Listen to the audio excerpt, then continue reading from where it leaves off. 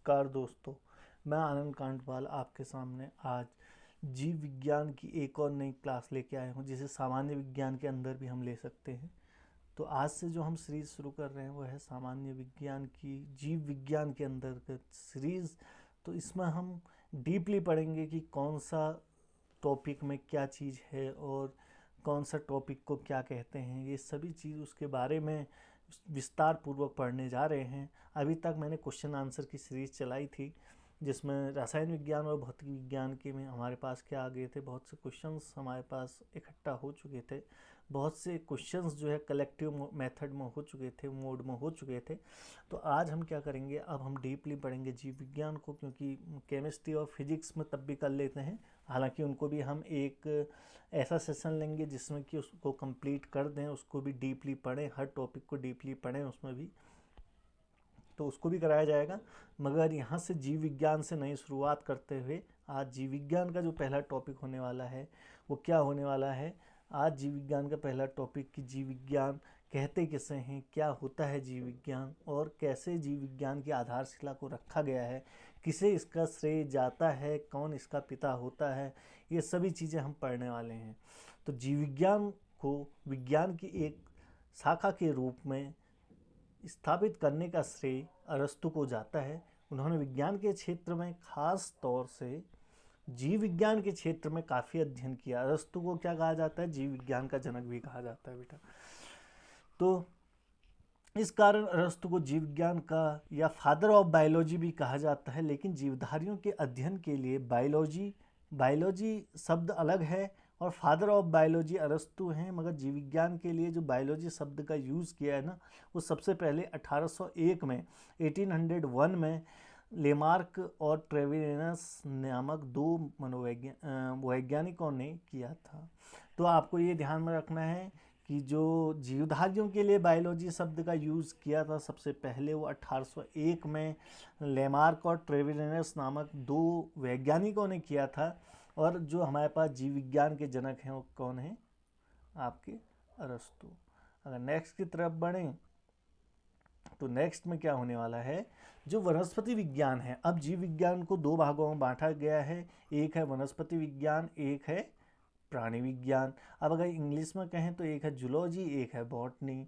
तो जो बॉटनी है, बॉटनी में हम अध्ययन करते हैं वनस्पतियों का, पेड़ पौधों का अध्ययन किया जाता है, जबकि जूलॉजी के अंतर्गत जीव जंतुओं की क्रियाकलापों का अध्ययन किया जाता है। इतना समझ में आ गया होगा आपके।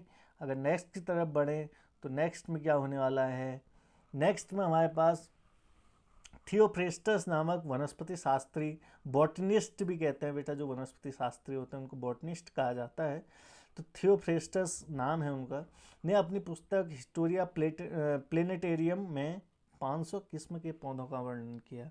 तो जो क्योंकि एक पौधे का वर्णन करना भी बड़ा टफ होता है, तो थियोफ्रेस्टस ऐसे वैज्ञानिक हैं, वनस्पति वैज्ञानिक हैं, वनस्पति शास्त्री हैं, जिन्होंने क्या किया था, 500 किस्म के पौधों का वर्णन किया था। इसीलिए थियोफ्रेस्टस को वनस्पति विज्ञान का जनक भी कहा जाता है। अरस्तु ने अपनी पुस्तक हिस्टोरिया एनिमेलिया में लगभग 500 जंतुओं का वर्णन किया है, इसलिए अरस्तु को जंतु विज्ञान का जनक भी कहा जाता है। अगर आपसे कोई पूछे जीव विज्ञान का जनक कौन है तो अरस्तु है, जंतु विज्ञान का जनक कौन है, अरस्तु है, वनस्पति विज्ञान का जनक कौन है तो थियोफ्रेस्टस है। समझ गए ना बेटा। अगर नेक्स्ट की तरफ बढ़ें तो नेक्स्ट में क्या होने वाला है, जीवधारियों का वर्गीकरण किस प्रकार से किया गया। परंपरागत द्विजगत वर्गीकरण के स्थान पर अंततः R.H. हेटटेकर द्वारा सन 1969 में प्रस्तावित 5 जगत प्रणाली ने ले लिया। अभी तक हम केवल जीवधारियों का जो वर्गीकरण कर रहे थे, दो तरीके से कर रहे थे, एक प्राणी जगत, एक कर रहे थे जंतु जगत। मगर अब जो द्विजगत वर्गीकरण के स्थान पर R.H. हेटटेकर ने हेटटेकर ने क्या किया, सन 1969 में 5 जगत प्रणाली बनाई, जिसके अनुसार जीवों को निम्नलिखित 5 जगत में बांटा गया।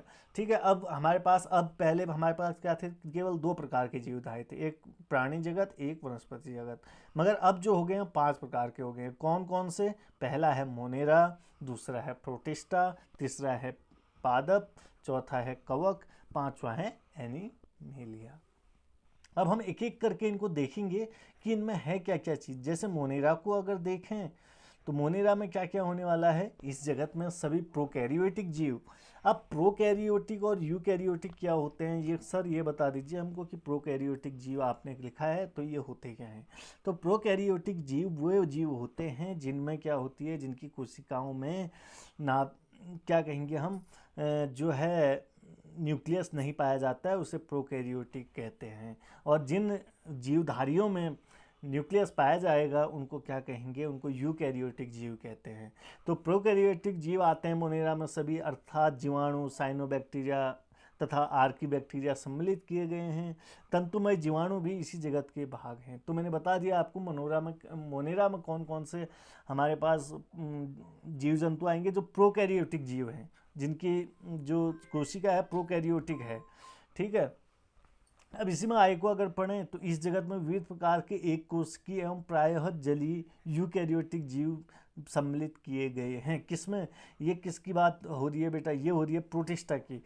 आपने ये याद रखना है जो हमने इससे पहले पढ़ा था मोनेरा में हमारे पास प्रोकैरियोटिक जीव थे, इसमें आया है यूकैरियोटिक जीव एक कोशिकी मतलब जिसके पास केवल एक कोशिका होगी। और जलीय जीव हैं यूकैरियोटिक हैं। यूकैरियोटिक का मतलब अभी बताया मैंने आपको, जिसके पास न्यूक्लियस होता है कोशिका में, तो वो यूकैरियोटिक जीव है। तो यूकैरियोटिक जीव इसमें सम्मिलित हैं प्रोटिस्टा में। अगर नेक्स्ट की तरफ बढ़ते हैं तो इसमें कुछ इन्फॉर्मेशन और है। पादप एवं जंतु के बीच स्थित युग्लिना इसी जगत में है। अब देखो आपसे एक क्वेश्चन आता है, पादप एवं जंतु के बीच की कड़ी किसे कहा जाता है, तो वो उसका आंसर है युग्लिना। तो युग्लिना जो है वो प्रोटिस्टा में आता है। पादप और जंतु इसमें दोनों के गुण पाए जाते हैं, तो युग्लिना इसी जगत में आता है प्रोटिस्टा में। यह दो प्रकार की जीवन पद्धति प्रदर्शित करती है, सूर्य के प्रकाश में स्वपोषित और प्रकाश के अभाव में इतर पोषित। तो आपसे कोई क्वेश्चन पूछता है पादप एवं जंतु के बीच की कड़ी किस जंतु को कहा जाता है, तो उसका आंसर है युग्लिना। और ये किस जगत में आता है, प्रोटिस्टा में आता है। अगर नेक्स्ट की तरफ बढ़ें तो नेक्स्ट क्या है, कवक के बारे में हम जानते हैं कि क्या इन्फॉर्मेशन होने वाली है। इस जगत में वे यूकैरियोटिक तथा परपोषित जीवधारी सम्मिलित हैं। यूकैरियोटिक का मतलब क्या है कि जिनमें न्यूक्लियस पाया जाता है, और परपोषित का मतलब जो दूसरों से भोजन प्राप्त करते हैं, तो उन्हें परपोषित जीवधारी कहते हैं। तो कवक में यूकैरियोटिक होते हैं कवक, और परपोषित जीवधारी होते हैं जिनमें अवशोषण द्वारा पोषण होता है। ये सभी इतरपोषी होते हैं। इतरपोषी का मतलब दूसरे से भोजन प्राप्त करते हैं। ये परजीवी अथवा मृतोपजीवी होते हैं। परजीवी का मतलब दूसरे से भोजन प्राप्त करते हैं, मृत जीवों से भोजन प्राप्त करते हैं, तो इनको इसीलिए मृतोपजीवी भी कहा जाता है। इसकी कोशिका भित्ति काइटिन की बनी होती है। इसमें जो इम्पोर्टेंट जो हमारे पास फैक्टर है ना, जो इम्पोर्टेंट लाइन है ना, वो यही है कि इसकी कोशिका भित्ति काइटिन की बनी होती है। बहुत इंपॉर्टेंट क्वेश्चन है। तो कवक की जो कोशिका भित्ति बनी रहती है वो काइटिन की बनी रहती है, और इन जीवों को मृतोपजीवी जीव भी कहते हैं।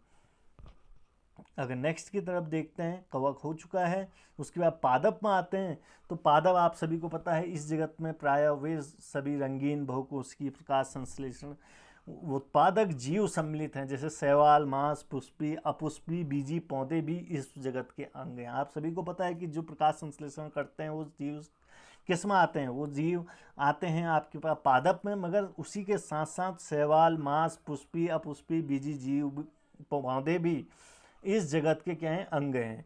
अगर नेक्स्ट की तरफ बढ़ते हैं तो नेक्स्ट क्या है, एनिमेलिया। एनिमेलिया मतलब जो हमारे पास क्या है, जो हमारे एनिमल्स का जगत है उसको एनिमेलिया कह दिया। इस जगत में बहुकोशिकीय जंतु समभोजी यूकैरियोटिक उपभोक्ता जीव सम्मिलित किए गए हैं। मतलब कहने का मतलब क्या है कि जो दूसरे का भोजन लेते हैं बहुकोशिकीय समभोजी होते हैं। यूकैरियोटिक मतलब जिनकी कोशिकाओं में नाभिक पाया जाता है या न्यूक्लियस पाया जाता है, उपभोक्ता जीव होते सम्मिलित किए गए हैं। इनको मेटाजोआ भी कहते हैं। अब किस जगत को मेटाजोआ भी कहा जाता है, तो मेटाजोआ जो कहा जाता है वो एनिमेलिया जगत को कहा जाता है। हाइड्रा, जेलीफिश, कृमि, सितारा मछली, सरीसृप, उभयचर पक्षी तथा स्तनधारी जीव सभी जगत के अंग हैं। जितने भी हमारे पास हाइड्रा है या जेलीफिश है, कृमि है, सितारा मछली है, सरीसृप का मतलब है जो रेंगने वाले हमारे जीव जंतु हैं, उभयचर हैं, जो उभयचर का मतलब जो नभ और जल दोनों मत उभयचर, नभ और थल दोनों मत जो चल सकते हैं उसको उभयचर कहते हैं। पक्षी, स्तनधारी जीव सभी इस जगत के अंग होते हैं एनिमेलिया के। अगर नेक्स्ट की तरफ बढ़ते हैं तो आज के लिए इतना ही, क्योंकि हमने 5 के 5 जगत पढ़ चुके हैं और हमने देखा है कि किस तरीके से हमने उनको डिफाइन किया है और किस तरीके से हमने उनको देखा है। अब नेक्स्ट क्लास में इससे आगे को हम पढ़ाऊँगा डीपली, तो आपने क्या करना है, एक भी क्लास को मिस नहीं करना है बेटा। अब क्या इसके लिए क्या करना पड़ेगा, आपको चैनल को लाइक करना पड़ेगा, सब्सक्राइब करना पड़ेगा और शेयर करना पड़ेगा अपने दोस्तों तक। Thank you, have a nice day.